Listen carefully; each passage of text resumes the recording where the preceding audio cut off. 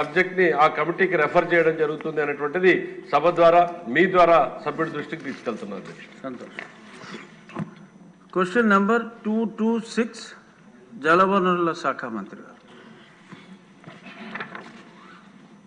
ధన్యవాదాలు అధ్యక్ష. మొదటి ప్రశ్నకు సమాధానం 10/10/2024 తేదీన 65 జీవో నెంబర్ ద్వారా 284.04 కోట్ల మొత్తంలో SDFM ఫండ్ కింద 2323 అత్యవసర పనుల నిమిత్తం ప్రభుత్వం పరిపాలక ప్రతిపాదనలు ఆమోదం పొందింది అధ్యక్ష. రెండవ ప్రశ్నకు సమాధానం 2323 అత్యవసర పనులు అంటే కాల వ్యవస్థ పునరుద్ధరణ, ఆహార భద్రత పనులు మరియు కట్టల పటిష్టత వంటి పనులకు ప్రభుత్వం 10/10/2024 తేదీ 65 జీవో ద్వారా SDMF కింద 284.04 కోట్ల మొత్తానికి పరిపాలన ఆమోదం పొందింది. పనులు టెండర్ ప్రక్రియలో ఉన్నాయి. త్వరలోనే పనులు చేపట్టడం జరుగుతుంది అధ్యక్ష. పైన పేర్కొన్నవి కాకుండా 21/6/2024 తేదీన మొదటి CADA సమావేశంలో మరి కాడా కమిషనర్ 795 అండ్ ONDMF పనుల కోసం 79.01 కోట్లు, 7/8/2024 జరిగిన రెండవ కడా సమావేశంలో 0.21 కోట్ల మొత్తాన్ని ఆమోదించడం అనేది పనులు పురోగతిలో ఉన్నాయి అధ్యక్ష. బత్తుల బలరామకృష్ణ గారు. బలరామకృష్ణ గారు, మీరు ఈ కాలవల వరకే మీ ప్రశ్నని రెస్ట్రిక్ట్ చేయండి. ధన్యవాదాలు అధ్యక్ష. ఈ యొక్క రాజానగరం నియోజకవర్గంలో పుష్కర ఎత్తుకుపోతల పథకం ఉంది అధ్యక్ష. అదేవిధంగా Chagalnadu, Torrigadda, Purushottapatnam, Venkatanagaram, Katavaram APS IDC, Torrigadda pumping స్కీములు ఉన్నాయి అధ్యక్ష. ఈ యొక్క వైసీపీ విధ్వంస పాలనలో 5 ఏళ్లలో ఒక్కసారి కూడా వాటిని మెయింటైన్ చేయలేదు అధ్యక్ష. టెండర్లు ఇచ్చారు, కాంట్రాక్టులు ఉన్నారు తప్ప మెయింటెనెన్స్ బిల్లులు పెట్టుకున్నారు తప్ప దాన్ని ఏ విధమైన రిపేర్లు చేయలేదు అధ్యక్ష. ప్రతి ఎత్తుపోత పథకాల్లో కూడా 50% అబోవ్ మోటార్లు పనిచేయట్లేదు అధ్యక్ష. ఇప్పుడు మెయింటెనెన్స్ లేదు. అదే విధంగా చూస్తే కాలువలు దేనిలోని కూడా పూడికలు తీయలేదు అధ్యక్ష. కాలువల పూడికలు తీయకపోవడం వల్ల ఈ యొక్క పంటకు ఏదైతే నీరు ఇస్తామన్నామో అది కూడా ఇవ్వలేకపోతున్నారు అధ్యక్ష. ఎందుకంటే ఆ యొక్క ప్రాజెక్టుల కాలువల వల్ల 50% భూములన్నీ కూడా ప్రాజెక్టు కాలువలో ల్యాండ్ ఎక్విజిషన్లో పోయినాయి అధ్యక్ష. మిగిలిన భూములు కూడా పంటలు పండడానికి అవకాశం లేకుండా ఇబ్బంది పడుతున్నారు రైతులు అధ్యక్ష. ఈ యొక్క చివరి ఎకరానికి మనం ఏదైతే నీళ్లు ఇస్తామన్నామో మన గవర్నమెంట్ ఖచ్చితంగా దాని మీద పూడికలు తీసే యోచనలో ఉందా, ఖచ్చితంగా పూడికలు తీసి రైతులకు అప్పగించి పంటలు పండించుకునే మార్గం చేస్తున్నారా లేదా అనేది నా ప్రశ్న అధ్యక్ష. అదేవిధంగా ఎప్పుడైతే ఈ పూడికలన్నీ పూర్తిగా నిండిపోయినాయో కాలువలన్నీ ఈ జంగిలంతా క్లియరెన్స్ చేయకపోవడం వల్ల ఈ వైసీపీ విధ్వంస పాలనలో ఒక్కసారి కూడా దాన్ని పట్టించుకోలేదు అధ్యక్ష. దానివల్ల ఏంటంటే కాలువలు గంటలు పడిపోయి ఈ యొక్క పొలాల మీదకి వెళ్ళిపోతున్నాయి తప్ప నీళ్లు చివరి ఎకరాలకి నీళ్లు వెళ్ళడం మానేస్తున్నాయి అధ్యక్ష. అదేవిధంగా చూస్తే తొర్రిగడ్డ పంపింగ్ స్కీమ్ అనేది ఈ యొక్క పోయినసారి అది మనం టెండర్ పిలిచి ఖచ్చితంగా తొర్రిగడ్డ పంపింగ్ స్కీమ్ అమలు చేస్తామన్నాం అధ్యక్ష. అందులో ఈ యొక్క స్కీమ్లో అది పంపింగ్ స్కీమ్ కట్టకపోవడం వల్ల 30,000 ఎకరాలు మునిగిపోతుంది అధ్యక్ష. అదేవిధంగా తొర్రిగడ్డ రివర్స్ పంపింగ్ స్కీమ్ కానీ వచ్చినట్లయితే ఈ యొక్క ముంపుకి గురి అవ్వకుండా 30,000 ఎకరాలు రక్షించవచ్చు అధ్యక్ష. అదేవిధంగా వాటర్ కావాల్సినప్పుడు గోదావరి నుంచి తీసుకుని సప్లై చేయొచ్చు అధ్యక్ష. అయితే గారి దగ్గర నుంచి మీరు ఏం ఆశిస్తున్నారు? కాలువలు ప్రశ్న క్రిస్పీగా మంత్రి గారి వద్ద నుంచి మీరు ఏం ఆశిస్తున్నారో అడగండి. 7 ఎత్తుపోతల పథకాలు ఉన్నాయి అధ్యక్ష. 7 ఎత్తుపోతల పథకాల యొక్క మెయింటెనెన్స్ సక్రమంగా జరగాలని కోరుతున్నాను అధ్యక్ష.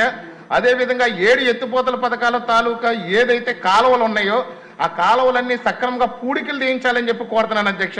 ఆ పూడికలు తీయించకపోవడం వల్ల గంటలు పడిపోయి ఇబ్బంది పడుతున్నారని చెప్తున్నాను అధ్యక్ష. అదేవిధంగా చూస్తే సూరంపాలెం రిజర్వాయర్ వల్ల వచ్చే ఎక్సెస్ వాటర్ అంతా కూడా వచ్చి ఇక్కడ శ్రీరంగపట్నం అనే గ్రామం గత 50 ఏళ్లుగా అక్కడ మునిగిపోతుంది అధ్యక్ష. ఆ ప్రాజెక్టు వల్ల ఈ సంవత్సరం 13 సార్లు మునిగిపోయింది. దాని ప్రత్యామ్నాయం ఏదైనా చూడండి అని అడుగుతున్నాను. చిన్న సూచన బలరామకృష్ణ గారు, అయ్యా మీ ఇది ప్రశ్నోత్తరాల సమయం కాబట్టి మీ ఆలోచనలు కాదు. ఇప్పుడు ఇదే మీరు ఇప్పుడు ఏం చెప్పారు, పూడికి తీయాలి అన్నారు. అది ప్రశ్న కింద తీసే ఆలోచన ఉందా అని రెస్ట్రిక్ట్ చేసుకోవాలి. మీరు చెప్పింది సరిపోయింది. మంత్రి గారు మీరు కూర్చోండి. మంత్రి గారు సమాధానం దయచేసి కూర్చోండి. వద్దు, చాలా ఇది ఇంపార్టెంట్. ఇంకా 2-3 సప్లిమెంటరీ కూడా ఉంది. ధన్యవాదాలు అధ్యక్ష. ఏదైతే వేల కోట్ల రూపాయలు పెట్టి ప్రాజెక్టులు కానీ, బ్యారేజీలు కానీ, రిజర్వాయర్లు కానీ ఏవైతే మనం నిర్మాణం చేస్తామో లేదా కెనాల్స్ కానీ డ్రైన్స్ కానీ ఏవైతే ఉన్నాయో మరి ప్రతి సంవత్సరం కూడా కనీసం మెయింటెనెన్స్ అనేది లేకపోతే చాలా తీవ్రమైనటువంటి నష్టం జరుగుతుంది అధ్యక్ష. నష్టం కంటే గత 5 సంవత్సరాల పాలనలో విధ్వంసం జరిగిందని చెప్పవలసినటువంటి అవసరం ఉంది అధ్యక్ష. ఏదైతే ప్రతి సంవత్సరం కూడా ఈ కాలువల మీద కానీ డ్రైన్స్ మీద కానీ ఈ తూడు గొరవడెక్క వంటి తొలగింపు పనులు, అదేవిధంగా ఏదైతే డోర్సు షట్టర్సు రోప్స్ ఇటువంటివి రిపేర్లు, అదేవిధంగా గ్రీజ్ పెట్టి మెయింటెనెన్స్, అత్యవసరంగా గండ్లు పోడ్చడం, ఇటువంటివి ఏవైతే గట్లు బలోపేతం ఇటువంటి అత్యవసరమైనటువంటి పనులు ఏవైతే మెయింటెనెన్స్ ఉంటాయో మరి అవన్నీ కూడా ప్రతి సంవత్సరం కూడా రబీ సీజన్ తర్వాత వేసవి కాలంలో చేస్తుంటాం అధ్యక్ష. కానీ దురదృష్టం ఏంటంటే గత 5 సంవత్సరాల పాలనలో వీటికి మరామతుల మాట అటుంచి కనీసం గ్రీజ్ పెట్టి మెయింటెనెన్స్ చేయలేనిటువంటి స్థితిలో కూడా రాష్ట్రంలో మనం చూసాం అధ్యక్ష. ఏదైతే పులిచింతల గేట్లు ఎట్లా కొట్టుకుపోయాయో, ఏదైతే మరి గుండ్లగమ్మ గేట్లు ఎట్లా కొట్టుకుపోయాయో, ఫ్రెంచా ప్రాజెక్ట్ ఎట్లా కొట్టుకుపోయిందో, అన్నమయ్య ప్రాజెక్టు కొట్టుకుపోయి 7-8 ఊర్లు మరి గాలిలో కలిసిపోయి 42 ప్రాణాలు పోగొట్టుకునేటువంటి పరిస్థితులు ఆనాటి ఉన్నటువంటి ముఖ్యమంత్రి తాడేపల్లి ప్రసాదం వదిలి కనీసం వాళ్ళు పరామర్శించినటువంటి పరిస్థితి కూడా లేదు అధ్యక్ష.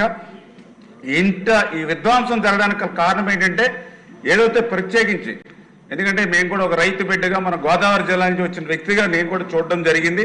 పర్టికులర్గా ఈ ఇరిగేషన్ వ్యవస్థలో ఏదైతే సిఈఎస్సీలు ఎంత కీలకమో లస్కర్లు అంటే ప్రతి కిలోమీటర్లకి బాధ్యతగా పనిచేసిన లస్కర్లు కూడా అంతే ముఖ్యం అధ్యక్ష.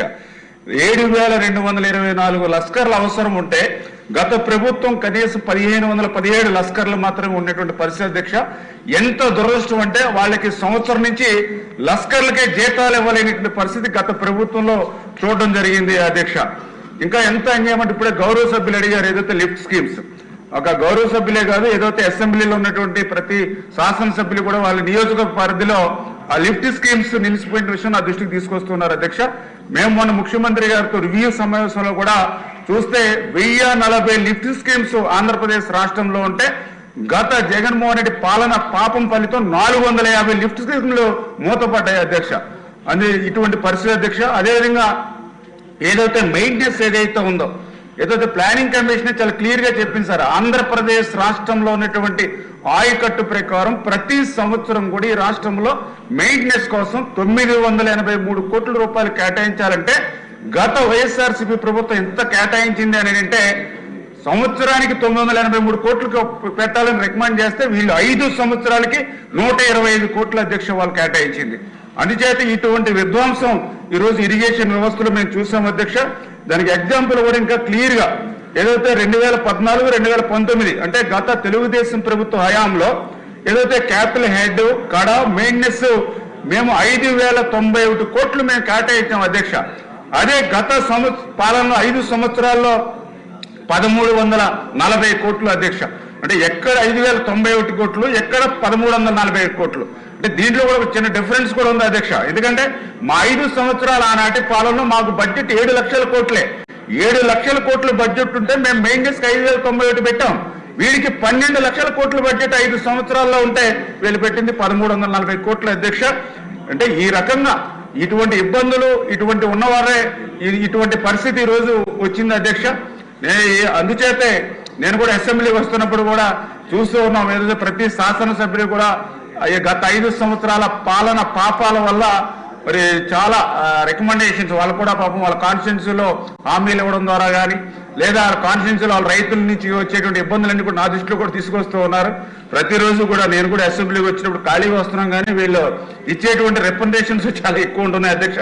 ఇవన్నీ సవాళ్ళన్నింటినీ కూడా నేను అధిగమించి ఏదైతే చంద్రబాబు నాయుడు గారు, ఎందుకంటే ఒక పరిపాలనా దక్షత ఉన్నటువంటి వ్యక్తి ఈ రోజు ఈ రాష్ట్రానికి ముఖ్యమంత్రిగా ఉన్నారు కాబట్టి ఖచ్చితంగా ఈ సవాళ్ళన్నింటినీ కూడా ఎదుర్కొని మొన్ననే జూన్ 21వ తేదీనే ఈ యొక్క మెయింటెనెన్స్ కోసం ఈ గొరవడెక్క తూడు తొలగించడానికి 79 కోట్లు మొదటగా మంజూరు చేయడం జరిగింది అధ్యక్ష.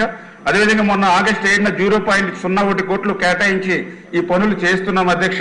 వీటితో పాటుగా మొన్న అక్టోబర్ 2024వ తేదీన జీవో 65 ద్వారా 284 కోట్లు ఏదైతే 2,323 అత్యవసర పనులు ఏవైతే గుర్తించామో వాటికి నిధులు మంజూరు చేసాం అధ్యక్ష. అవి టెండర్ ప్రక్రియలో ఉన్నాయి. తొందరలోనే ఆ పనులు కూడా పూర్తవుతాయని చెప్పేసి కూడా మీ ద్వారా కూడా తెలియజేసుకుంటూ ఖచ్చితంగా ఈ యొక్క కాలంలో మాకు కూడా ఆలోచన ఉంది.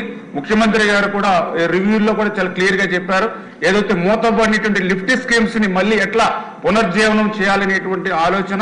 అదేవిధంగా ఏదైతే 5 సంవత్సరాల్లో కనీసం ఒక తట్ట మట్టి కూడా సిల్ట్ తీయనటువంటి పరిస్థితుల్లో కాలువలు, డ్రైన్స్, రిజర్వాయర్స్ ఏవైతే ఉన్నాయో వాటికి తీసేటువంటి ప్రక్రియ.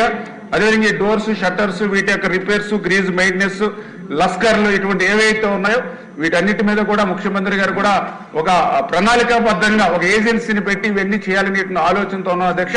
రాబోయేటువంటి రోజుల్లో పటిష్టంగా ఈ మెయింటెనెన్స్ ని చేస్తామని మీ ద్వారా అందరికీ తెలియజేస్తున్నాం అధ్యక్ష.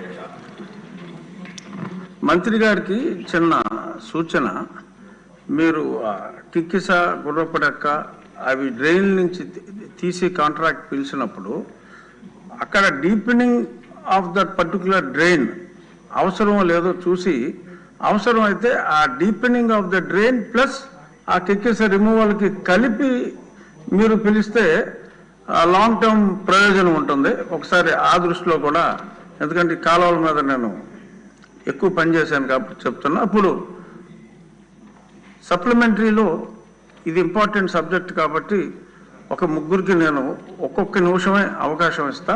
మీరు అది నోట్ చేసుకోండి. నోట్ చేసుకున్న తర్వాత మీరు వాళ్ళకి తర్వాత సమాధానం చెప్పొచ్చు. ఇప్పుడు కేవలం 1 నిమిషం పాటు మీ సమస్యని క్లుప్తంగా గౌరవనీయులైన మంత్రి గారికి